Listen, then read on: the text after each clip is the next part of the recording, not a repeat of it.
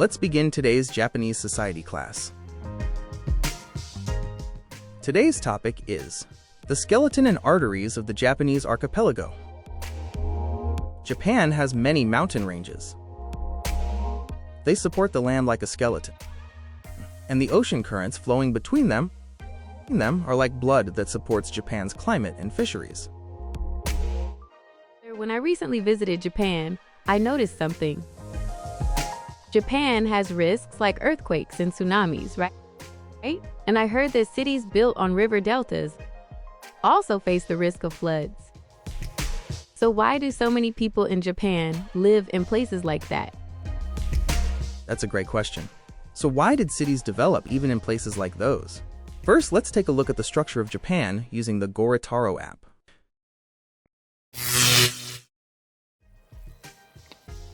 皆さん、こんにちは。レポーターのゴリ太郎です。はい、こちら海底です。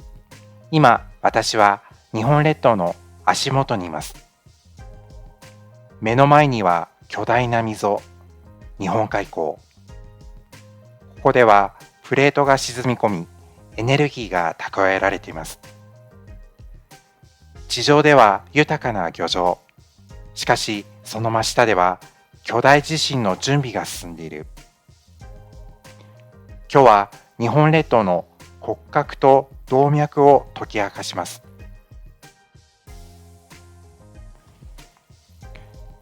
ゴリ太郎式注目ポイント。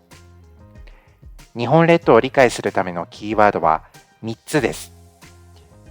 1、フォッサマグナ。2、日本アルプス。3、海流のぶつかり合い。この後、現場の視点で一つずつ見ていきます。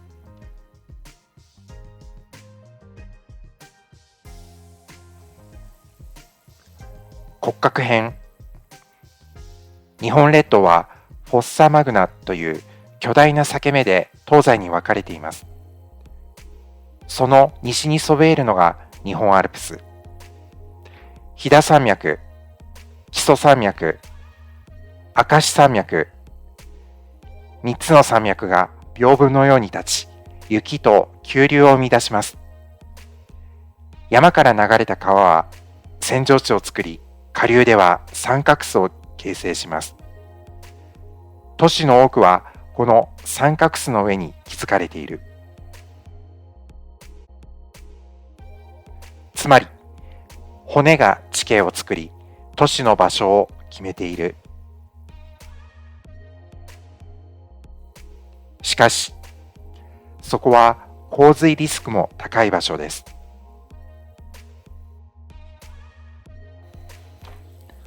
動脈編。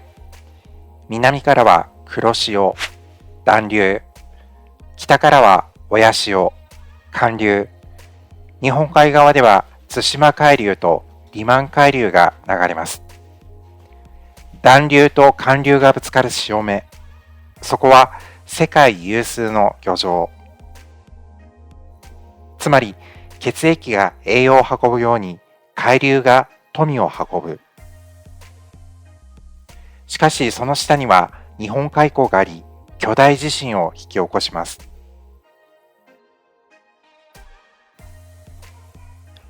日本列島は豊かさとリスクが同居する島国。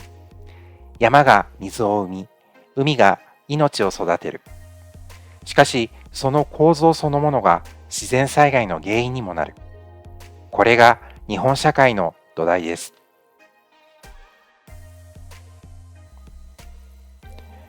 3、足元。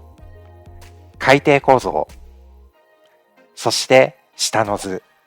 ここに書かれているのが大陸棚、大陸斜面、海溝。特に注目すべきは日本海溝。ここでプレートが沈み込み、巨大地震のエネルギーが蓄えられます。地上の豊かさの下に巨大なリスクが眠っている。山が日本列島の骨を支え、海流が血のように生命を巡らせる。この国の自然のリズムと力強さを僕たちは日々の暮らしで感じながら生きてるんです。以上、ゴリ太郎が現場からお伝えしました。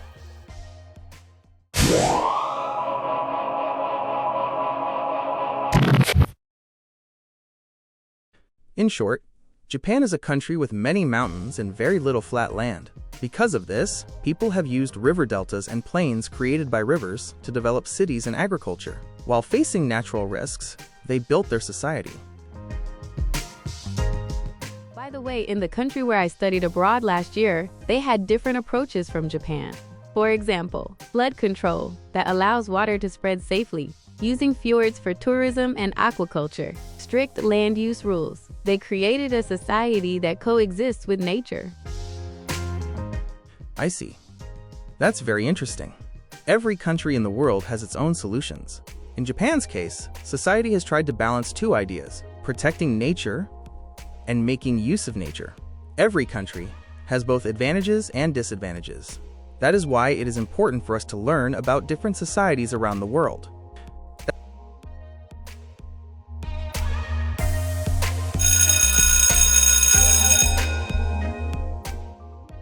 That's all for today's lecture.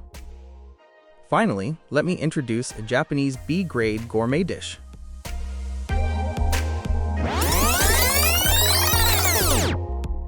Today's dish is katsumeshi.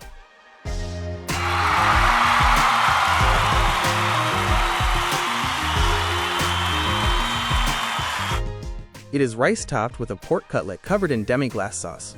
This dish is a specialty of Kakogawa City in Hyogo Prefecture. If you ever want to try it, you should visit Kakogawa someday. Japanese B-grade food is cheap, delicious, and a source of local pride.